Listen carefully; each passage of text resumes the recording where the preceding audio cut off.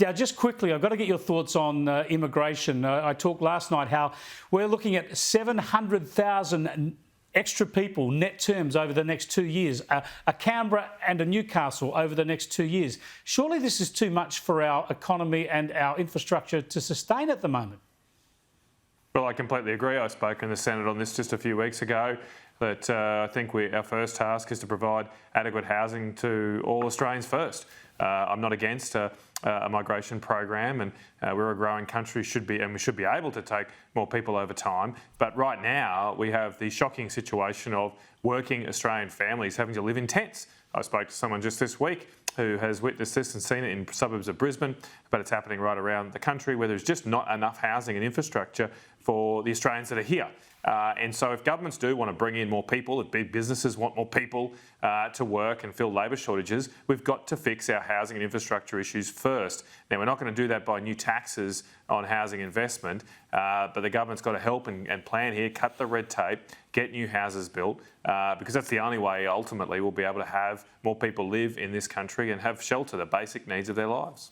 Now, on another issue, congratulations to you teaming up with some other senators to focus on a bill that will attempt to eradicate some workplace discrimination in this country. That is vaccine mandates. People still kept from their jobs in this country because of COVID-19 vaccine mandates. What chance that you can actually get the Parliament to debate this bill in a timely manner?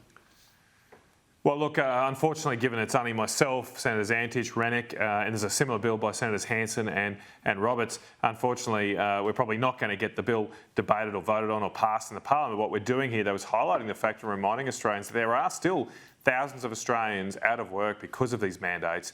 Most of us have moved on from the pandemic. For those Australians, it's still affecting them every single day. Now, since we did launch our bill and we put letters out to a bunch of businesses that have or did still have vaccine mandates, surprise, surprise, many of those businesses dropped their mandates instead of appearing at the Senate. So that was at least one positive outcome. But there is harrowing stories we heard today from a young single mother who tragically lost her 21-year-old daughter following the Moderna vaccine that she was forced to take, given Dan Andrews' mandates at the time.